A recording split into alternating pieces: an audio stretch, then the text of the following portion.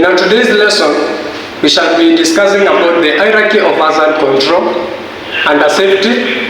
But before we get down to that, I shall be taking you through the 5 E's of accident prevention.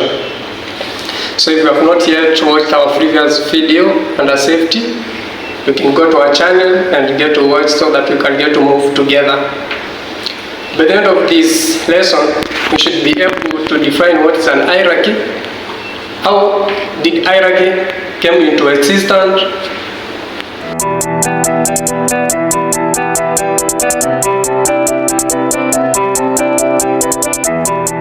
accident prevention. Do you know what is accident prevention? Let me tell you what is accident prevention. Accident prevention is a safety program that helps to prevent workplace injuries and accidents. We have got the 5 E's of accident prevention, and the first E is education, the second E is encouragement, the third E is engineering, the fourth E is enforcement, and the fifth E is evaluation. Our today's main subtopic will be the hierarchy of hazards control, and many of you may be asking, what is hierarchy of hazard control? Hierarchy of hazard control describes a system that organizes or ranks things, often according to power or importance. We have got some examples of hierarchy. The first example of hierarchy is the United States of American Army. This is another example of management hierarchy. The highest rank is the general, followed by the chief, followed by the lieutenant, followed by the major, followed by the brigadier general, followed by the colonel, and so on. Our second example of an hierarchy is a stratified system where people have clear positions or lines of authority.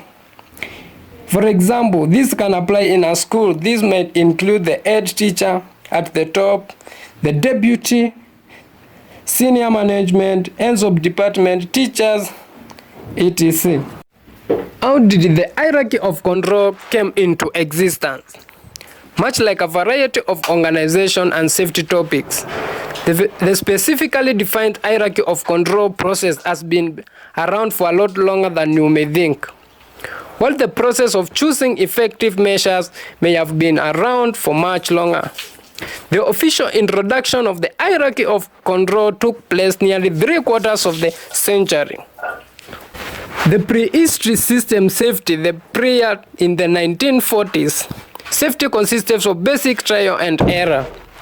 At the time, safety could be compared to a trial and error process called fly, fix, fly, a term associated with having an aircraft make a circuit and it broke, they would fix it and fly it again, repeating until the real problem was fixed.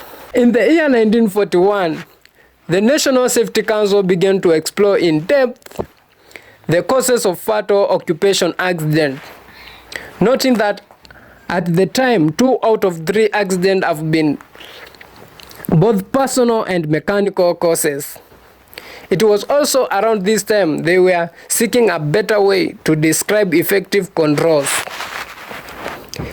In 1941, the National Safety Council began to explore in depth the causes of fatal occupation accidents. In 1950, National Safety Council introduced hierarchy of controls. The NSC began describing safety system known as the hierarchy of control. The philosophy of this was simple: controlling exposure to occupations hazard in the fundamental methods of protecting the workers. So in our today's lesson, we shall be discussing about the hierarchy of controls. The hierarchy of controls is the core occupation safety and healthy approach for preventing injuries and fatalities, as well as to protect equipment. We can also define hierarchy of control as a method of identifying and ranking safeguards to protect workers from hazards. They are arranged from the substitution engineering controls, administrative controls, and personal protective equipment, that is the PPE. So our first topic that we shall be discussing under the hierarchy of hazard control is elimination. What is elimination? The first and the most effective option in the hierarchy of control measures is elimination. What is elimination? This is just removing the hazards entirely. Here we are completely removing the risk from whichever scenario we are looking at. The second point under the hierarchy of hazard control is substitution. Substitution is about reducing the hazard. We might be changing the product, the materials, or the process to reduce the level of risk. For example, when performing a lighting maintenance performance using a frame step ladder, we could, for example, substitute that step ladder to use a safety platform or a mobile scaffolding. The third point under the hierarchy of hazard control will be engineering control. What is engineering control? Engineering control are widespread throughout the workplace environment. For example, electrical risk, we often see interlocked devices being used to prevent the risk of electrical shock or electrocution. That is an example of engineering control. The fourth point under the hierarchy of hazard control is administration control. What is administration control? This chairs and balances the influence, the way of people carry out their activities and their work within the workplace.